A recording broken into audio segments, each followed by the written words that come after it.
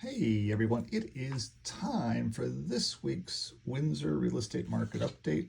And this is going to be July 13th, 2024. July 13th, 2024. This week's Windsor market update.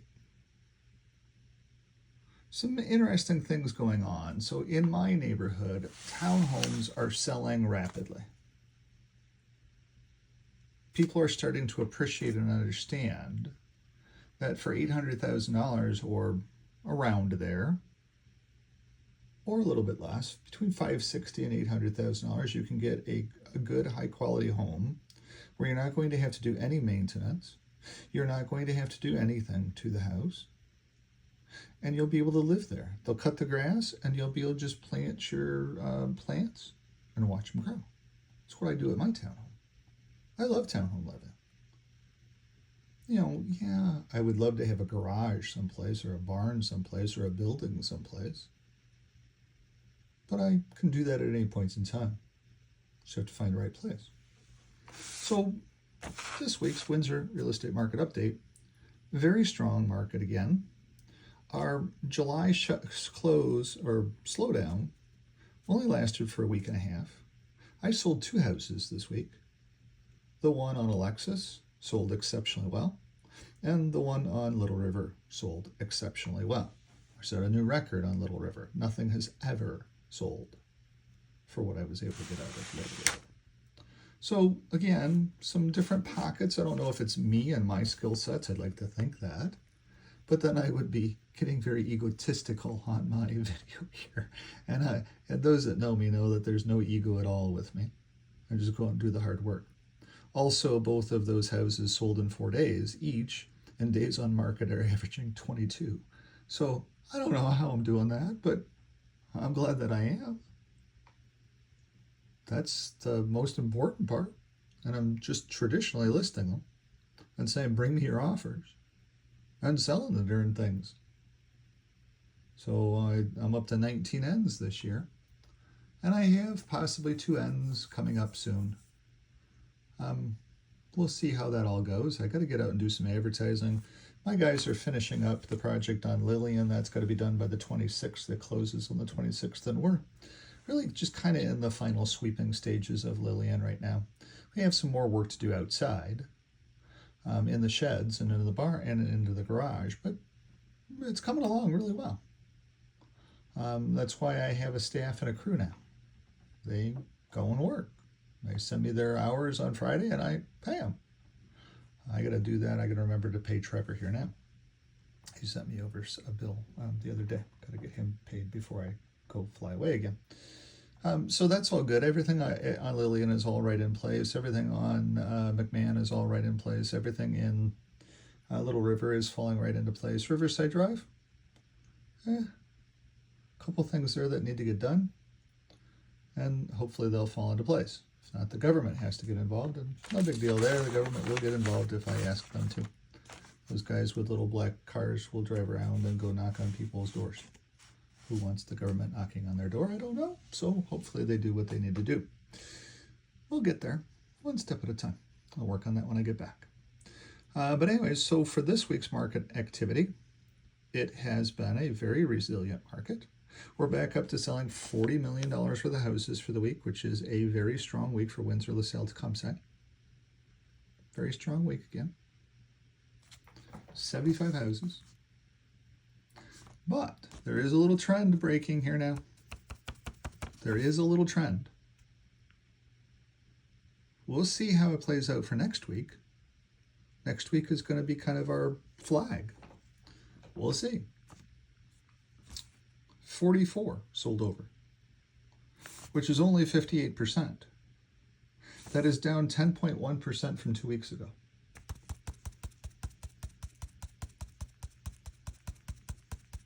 A little bit of a trend. Just starting to call it right now. Not anything serious going on, but we're starting to see a little bit of a change in the houses selling over. Now, both of my houses I sold this week sold well over. and they sold in 4 days. So I don't know if it's my skill sets or not, but well, when you look at the broad market, you're like, I don't know how I'm doing it, but let's keep pulling the rabbit out of the hat. I just need more listings. That's what my problem is right now.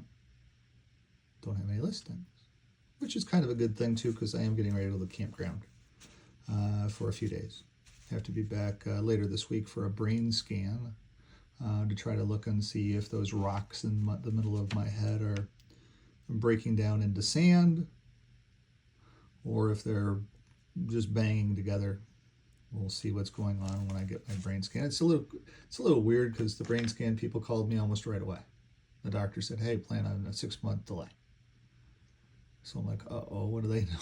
I don't know when they're calling me for a brain scan on Thursday. So I'll be back in for that. I'm going to go get away for a little while. And then, we get into our August sprint, where I'm here for the whole month of August, just rebuilding and getting ready for the fall selling season, which is going to be crazy busy as well too. I might end up getting 35 to 40 sales in this year, or ends in this year. We'll see how that all goes. If I'm at 19 now and we're half the year, we'll see how that goes. Just setting up for retirement then as well too at 57. The money I can get saved this year does help to fund retirement living. So it's all good. Going back into the market, 75 houses, 44 over, down 50, so 58% sold over, which is down 10.1% from 2 weeks ago. We did sell $40 million worth of houses. We listed $39,761,000. We sold $40,718,000. So that was an average over bid, $12,753. So if you're looking at a house and it's priced at $360,000, what do you have to bid for? It depends upon what the house is, depends upon how nice the finishes are, depends upon all of that, depends upon how much competition you're going to have, but the average over is $12,753. Now, the 2 houses that I sold this week that aren't on this list yet, they'll be on next week's list. Those both, one sold over $349 and sold for $401, so that was 50 over. And the other one sold for 25 over. So again, don't know if it's my skill sets, what the heck it is. It is all about relationships, though, in the real estate business. Everything in the real estate business is driven on relationships. Everything in the real estate business is driven on relationships, and I have great relationships with many realtors here in the city, and I'm constantly building that. It's what helps my clients, the relationships that I'm building with other realtors. So I'm actually going to be working on those relationships when I get back. I've got some appointments scheduled with some other brokerages where they wanted to have me in and chat with them a little bit. So I'm going to go in and chat with them a little bit. I'll see if I can't get there's some things in the works that I might start to do some recruiting on my own and some training on the real estate side of the equation, because training my employees has been a blast. It's been so much fun. And boy, they make me look good. I'll be sitting at the campground, they'll be working. I'll come back from the campground and just kind of clean up after them. That's really all that I've got to do to get ready for the 26th on Lillian.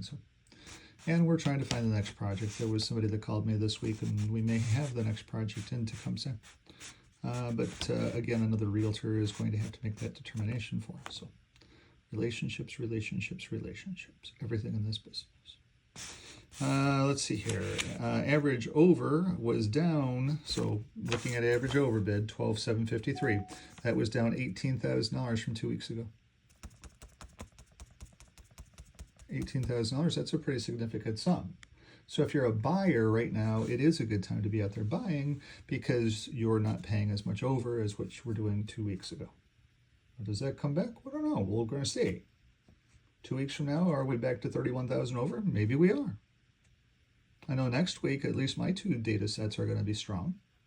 I don't know how many others sold over this week that aren't posted yet on the real estate board. We're going to find that out as we get into next week. Average selling price in the city of Windsor was $542,911. Average selling price, half under, half over. That's only changed about $4,000 from 2 weeks ago. So again, not a great big difference in selling price. Selling price is holding up. Valuation in the city of Windsor is holding up very, very well. It's just some houses are now starting to sell under. It's a 50-50 kind of threshold. And the average over is coming down a little bit. But average selling is still holding up 542,911. Days on market. Very interesting. Days on market were 22.13, up 7 days. 22.13, up 7 days. But there was one house here that, if you took that out of the data, it was 230 days on market, almost a whole year when you think about it. That's like an eon. And that was a house on Todd Lane that was one of those houses that was part of the Gordie Howe expansion and all that stuff. And so it was being sold as is, where is for 1.3, and it's sold for 1.0.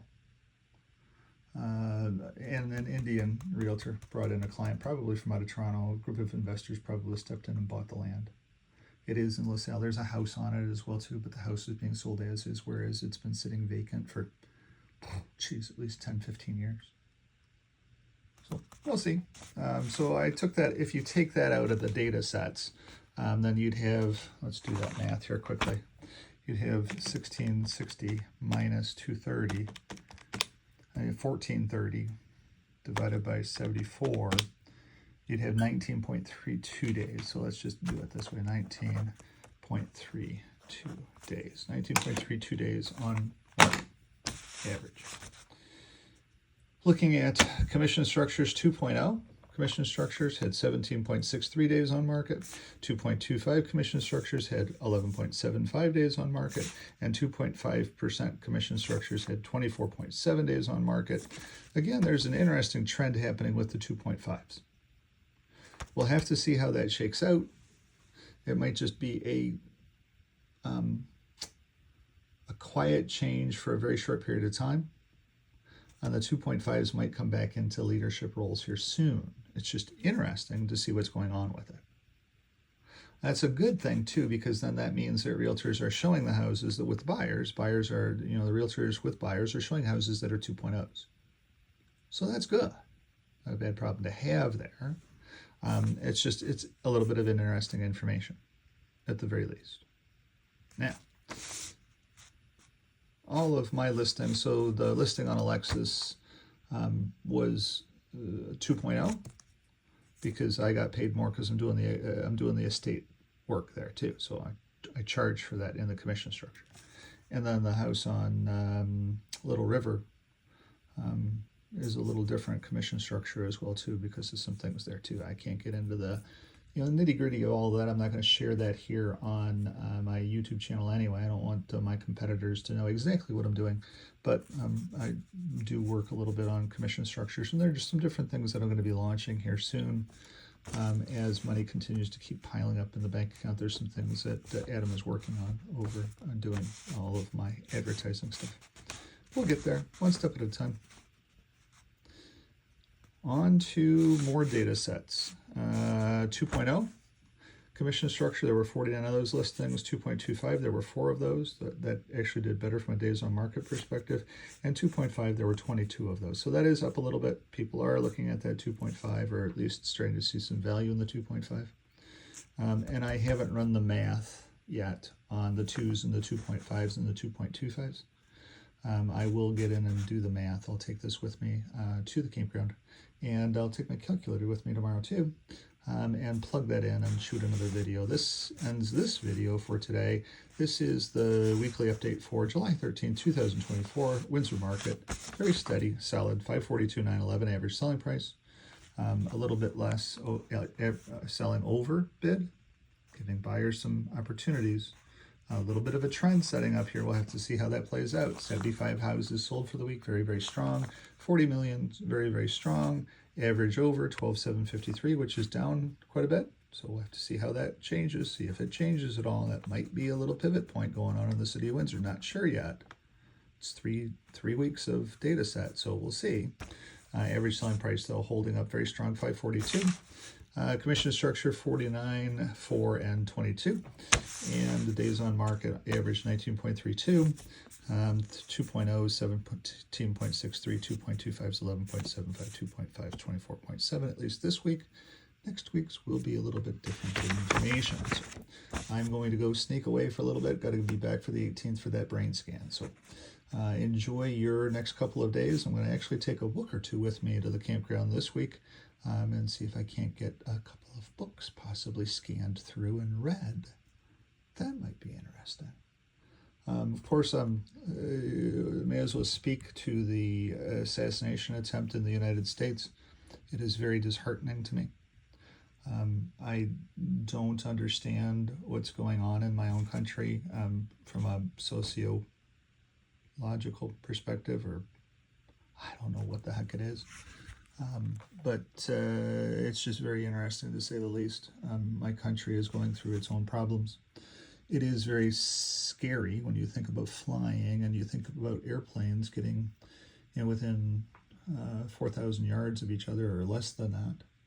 And all of the near misses that we've had at the airports lately. It's exceptionally scary for no reason.